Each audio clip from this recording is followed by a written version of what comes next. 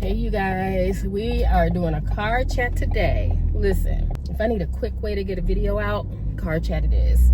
But my car is a hot mess, and it's gonna be until I figure something else out. So, you guys, this is the time of year where I start figuring out my goals for the new year. Now, despite that I rarely achieve those goals, it has not soured me on setting goals.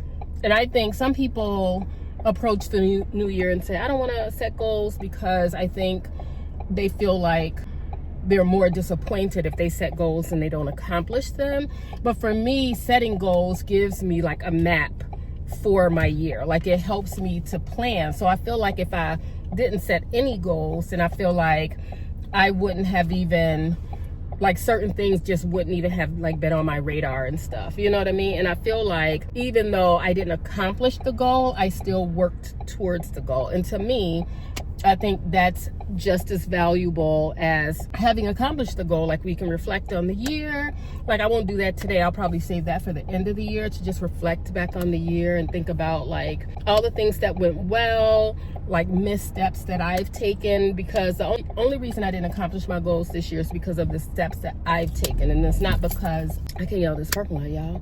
And it's not because somebody else did something. It was really just me not accomplishing my goals. And so like especially like about paying the car off that was supposed to be paid off this year, things like that. I think that goal was more, I think it was more grandiose. Like I think it was more not a pipe dream, but I think I would have had to be really strict financially in order to have that car paid off this year. So anyway, I'm in the process of like thinking about my goals for the new year. And not just that, like not that I'm throwing away the rest of this year, but I'm also like thinking about what I want the rest of this year to look like. You know what I mean? Sorry guys, I hope this don't like fall or whatever. I don't know. So yeah, so for the rest of this year, like I just want to focus on like I was supposed to have like replenished my emergency fund, but like I'm still like waiting on some money from like the sports that we did. And then yeah, because what just ended, volleyball just ended, girls volleyball just ended, so I'm like still waiting on that. So by the end of this year that should be done, you know. And also I've already picked up my schedule for girls basketball, boys basketball, and wrestling. So that's going to be like a good chunk of money coming up to like put towards the car loan and things like that. The thing I need to do though, I need to remember that that's what I'm doing with that money. You know what I mean? Like, because I feel like sometimes once I get money, I'm like, let me do this or do that, like just something. And I had to think about like, because people like talk about sinking funds and things like that, but I don't really have like, I don't know if I should put away sinking funds for something that I don't even have an idea about yet or whatever. But like, I don't know. I will have to think about that as the year goes on. But I don't have like sinking funds yet, because I feel like when I put away money like that for something that like I don't have like a tangible thing that I'm like, I want to do this particular thing,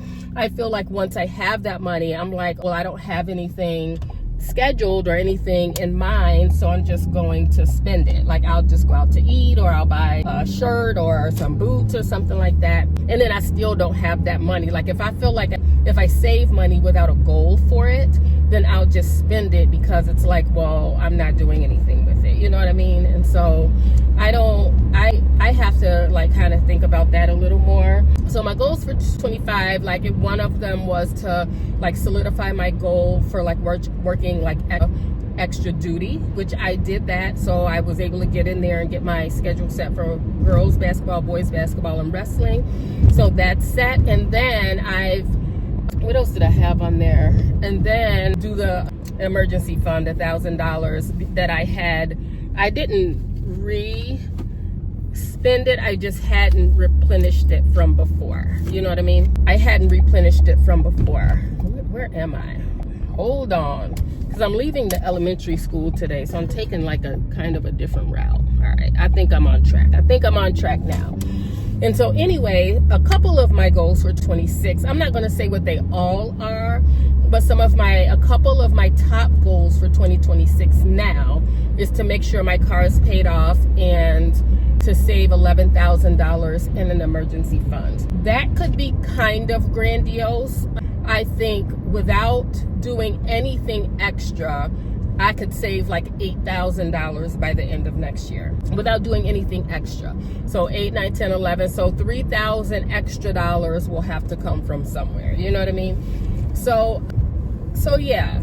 So I have to like think about that. And I think one of my issues with not accomplishing my goals is that I have the big goal in mind, but I don't break that down into smaller chunks. Like, so if I want to pay the car off or do anything, what do I need to do this week? Like, what do I need to do this month to make sure that if I take the money left, like, I think it's like $3,600 or something, but let's say it's 37 because it's a little more than 3,600. So let's say it's $3,700. If I break that down into chunks, like every month, I would need to, out of each paycheck from now until March, which is my goal to have it paid off, I would have to make a car payment of $370 every paycheck, right? So I need to break that down into chunks. So one of those is taken care of because I already make a car payment anyway, right? So, and that car payment is $355. So if I just add $15, it's like $370, and then I need to find $370 in that next paycheck, right?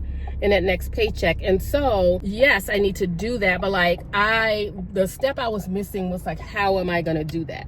So now that I've gotten my license, my interpreter license, I can pick up freelance work. And so I did pick up a job last month, one job, and I have one scheduled for this month. But if I just pick up 2 freelance jobs a month, it'll take care of that $370 payment. You know what I mean? That's just 2 jobs with the extra left over in my paycheck, and 3 jobs if I don't want to use my paycheck. So if I want to make up that extra $370 in one of those paychecks, that's just 3 extra jobs a month. You know what I'm saying? Or, well, I shouldn't say a month, but that takes care of an extra payment that month. You see what I'm saying? So that's that extra payment. I don't know if I'm making sense because I'm trying to figure out what one. So yeah, so if I just pick up 3 jobs, that takes care of that second payment for the month. That's what I'm trying to say, and that's even more. So I could just take 2, 3 if I don't want to use my paycheck at all to do that. You know what I mean? And so I think that's doable. I think that's something that's doable. And so I needed to, because I feel like I'm optimistic when it comes to like accomplishing goals, especially if it's something that appears to be far out. I feel like, yeah, I can do that. But if I like stop and think about it and break it down into smaller chunks, I start to see like, okay, I need to do this, but then how will I get that thing accomplished? You know, especially with finances, it's really not like I have to kind of know where that money is coming from, you know, to know that I'll be able to do the thing. So I think it's doable, and I think it's doable without me feeling like, I don't know, without me feeling like overwhelmed. Right? Because the jobs I pick up they don't even have to be all day jobs. They only have to be like 2 hours. There are some all day jobs, but even if I pick up a job that's 30 minutes, they have to pay me minimum 2 hours worth of work, you know? So I feel like that's doable. So far I have 1 job booked for November, so I'm gonna try to book 2 more jobs for November, at least 1 more job, right? And then those payments I'll take out. I got to 3 jobs if I take taxes out. 3 jobs if I take taxes out. But I don't think I'll work, I don't know. I think I will work enough to have to pay taxes on it or whatever. But whatever. I still have to put like pen to paper on that. But that's my issue, I feel like, with accomplishing goals. It's like not really figuring out like the logistics of how I'm going to make it happen. You know what I'm saying? Because otherwise, like if I just say I want to do something, that's like a wish if I don't actually like have a plan to do it. You know what I mean? So also for 26, like I also have like personal goals and things like that. So you guys know I've been like learning how to play the clarinet. And so I think I mentioned this already. Nope, it's in the vlog.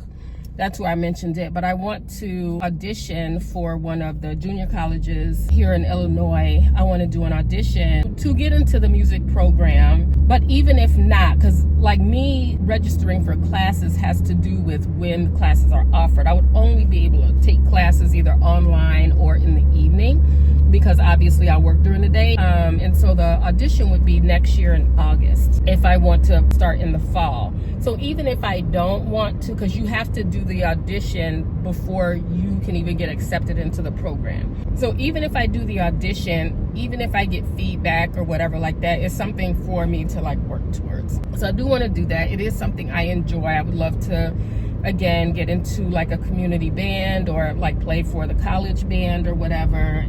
I would like to do that. I think that's just something, just personal enrichment, personal fulfillment, you know, or whatever. And then I think I'm gonna just start asking people out.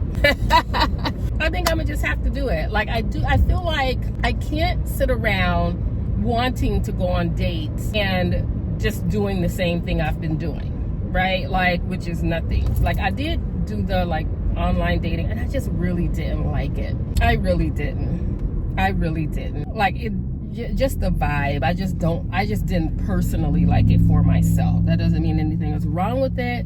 I just like meeting people. And so I think what I want to do is figure out a way, meet people. Like, I don't know. Or at least, okay, so this is one thing I did one year and I think it was pretty successful. Like, I mean, I made acquaintances and contacts and things like that. But when I worked the basketball games and like wrestling, those elicit certain crowds, right? A different crowd than volleyball. And so I feel like if I make it my goal to like talk to like 3 people, like that, like make the first step and say hi or whatever, or say something. Like I remember doing that before. Like this one guy, me and my friend, we just had like a agreement that one night during one of the basketball games we were just gonna like talk to people, whatever. So one of the guys was a coach and I was like, oh, you know, you smell good. Like he was wearing cologne. He was like, thank you, or whatever. But he was married.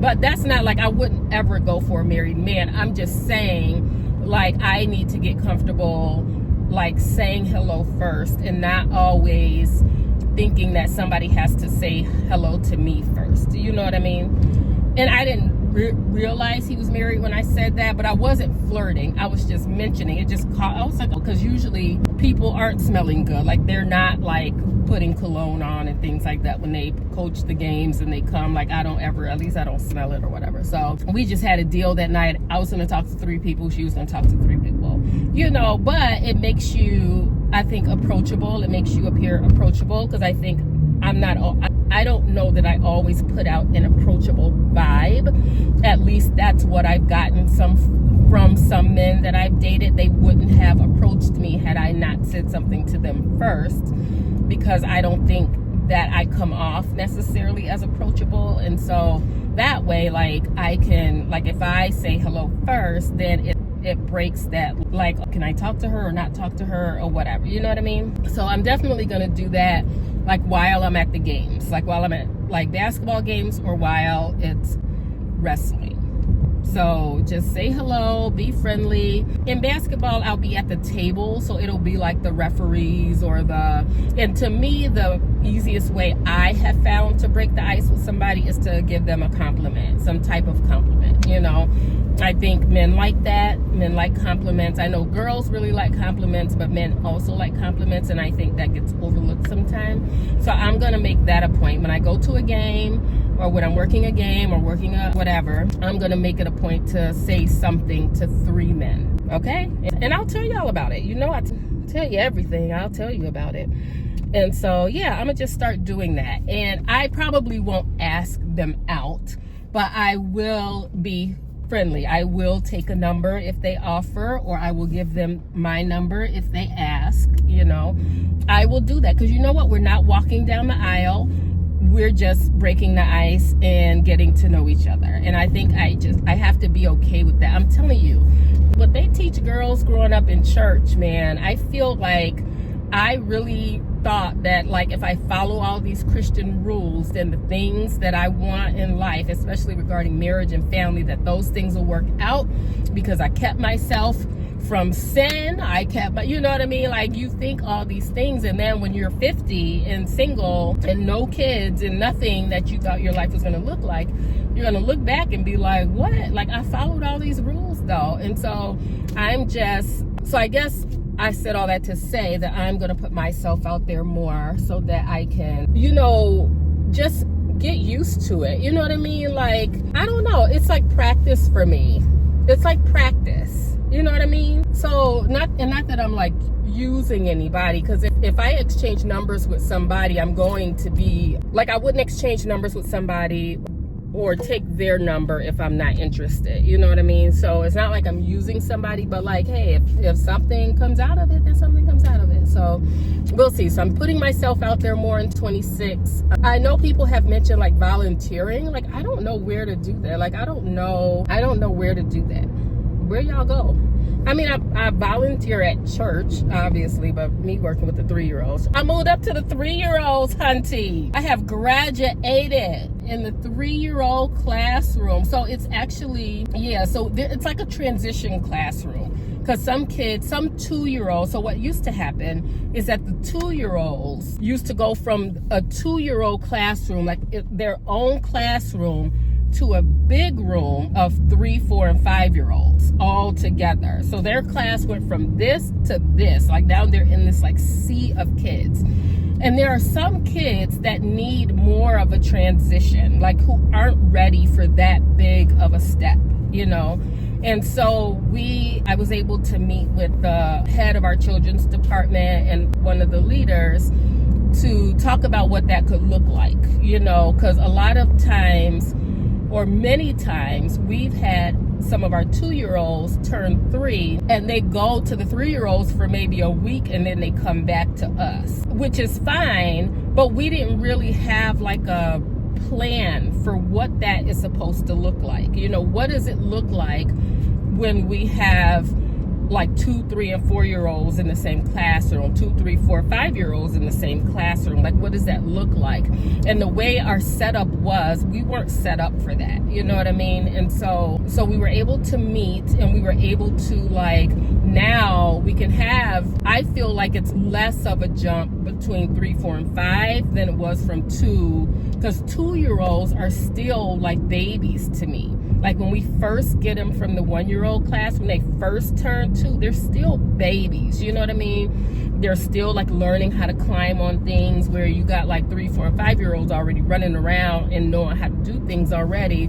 So it was just better that we kind of create a different environment for those kids. So far, it's been going well. Like, we set it up more like a school classroom, whereas like we have a schedule and the kids can see on the wall like what the schedule is. We have scheduled time to go into the gym. So it's more set up that way so that they're not going from the 2-year-olds to like all of a sudden this like structured thing where they're doing all these things and sitting and doing, you know what I'm saying? Like, I think it's like a culture shock almost, you know what I mean? So we did create like a transitional classroom so that the 2-year-olds, some 3-year-olds might be ready for that, but if they're not, they can stay in the 3-year-old classroom, and it just very different.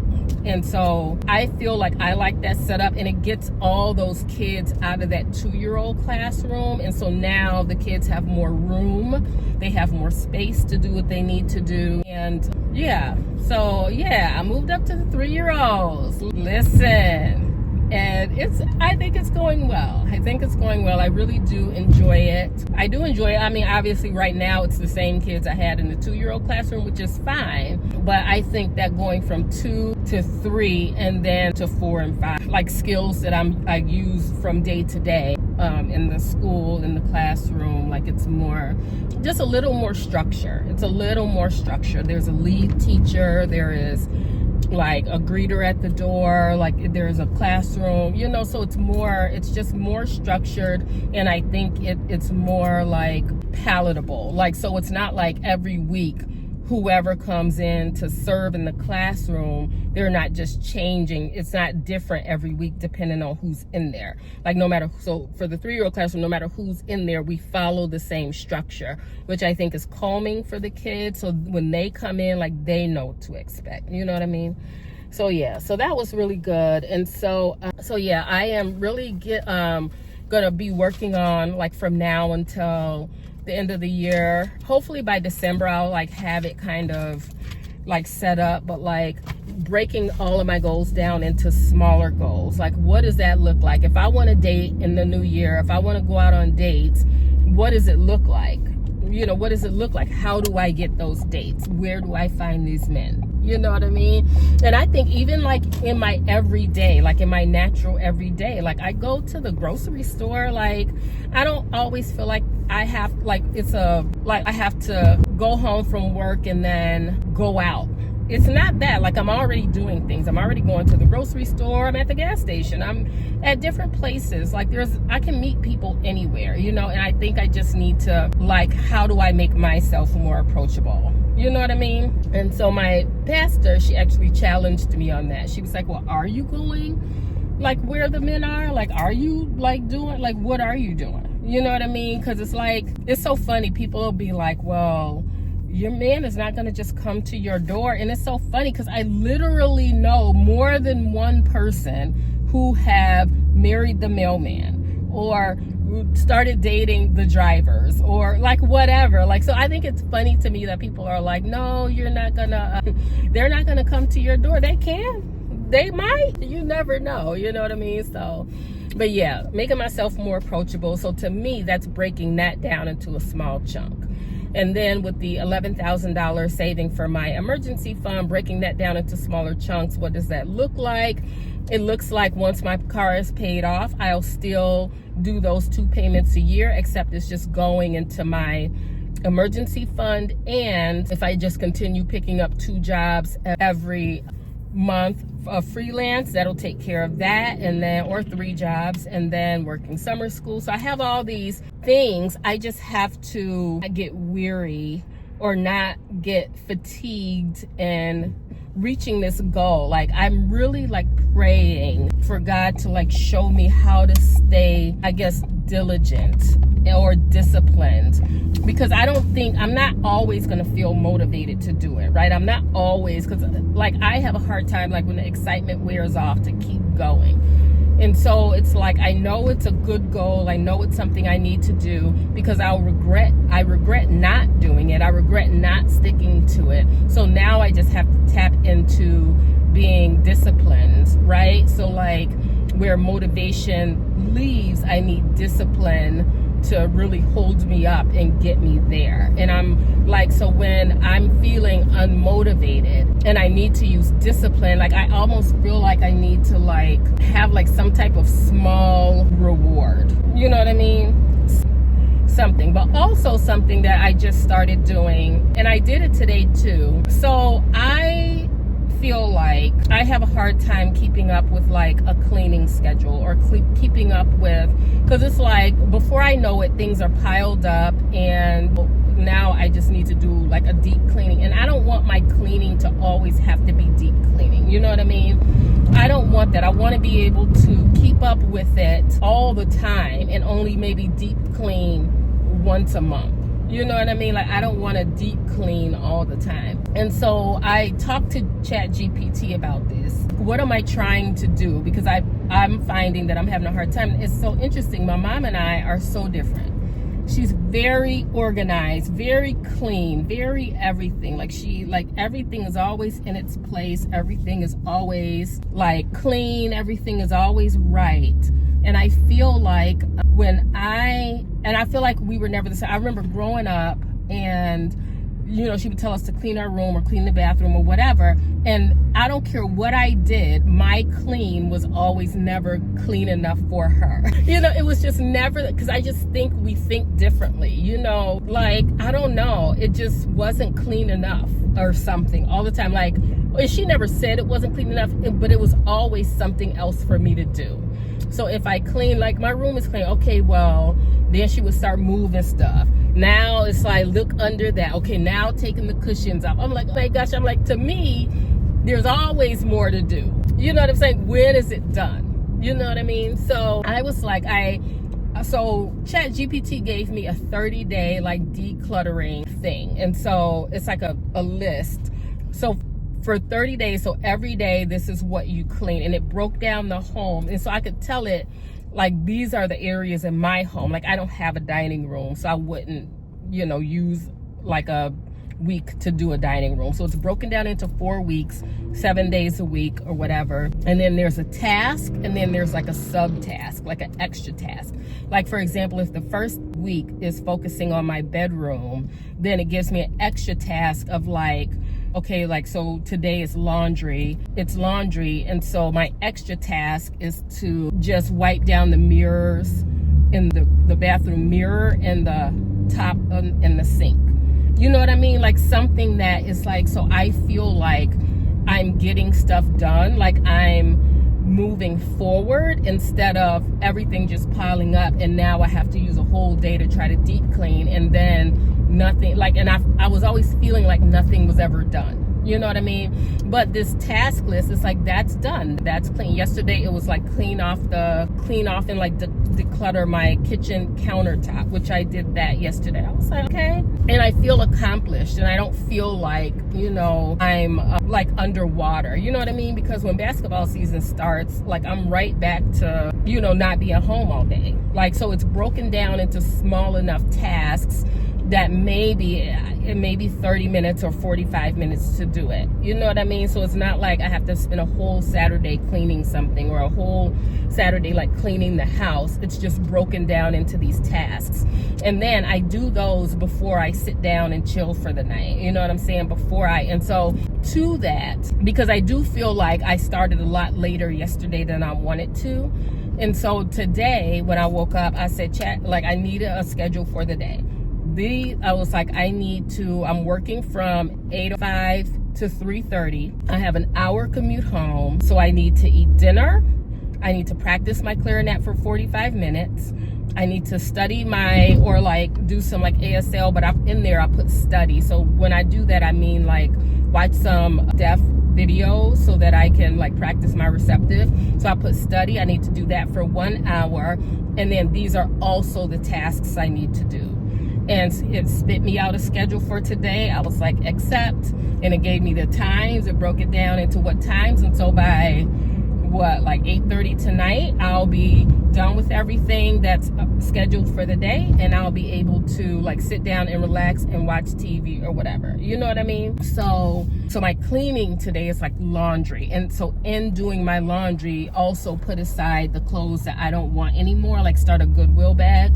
And so I already started that. And so like, I feel like breaking things down into chunks for me is very helpful. And so yeah, so that was something. So that's for like the next 30 days. And so then once I'm done with like that decluttering or whatever, I just need to like keep up with like making sure things are picked up. And then I'm going to like ask it for like just a cleaning schedule, for like a weekly cleaning schedule, so that I'm just staying on top of things like every day. You know what I mean? So I don't know. I feel like I've been talking a lot in this video, but like that's what I'm up to now. That's what's going on right now. And I'm ready to like, I want to be able to go into the new year without wasting the first 2 months of the year just trying to like get my life together. You know what I mean? I feel like I wasted 10 months this year.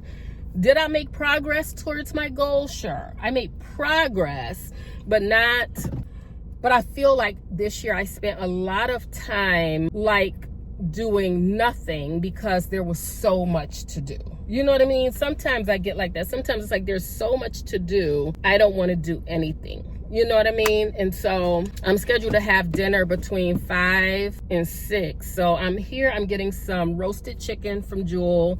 Hopefully they have this roasted chicken, broccoli salad, and then I'm gonna have a baked potato that I already have at home. So that's what we're doing right now. And so I'm gonna end this video here. I just wanted to give you guys like a little, you know, because in the upcoming months I'll probably be talking more about goals than I have in the past, because I'm really like I'm really trying to figure out what it is that every year, like those first 2 months, I feel like are very not, and I think they're not productive. I feel like January and February are usually not very productive. And part of me is I feel like because I always go on that shopping spree during Amazon Prime days, like when they it starts around Black Friday and they start lowering prices or, you know, all this stuff. And I feel like because I will have spent so much money that I feel not depressed, but maybe that's what it is. Maybe it's a depression, you know what I mean? Maybe it's a kind of depression where I feel bad about myself because I didn't stick to what I said I want to stick to. And so then I feel like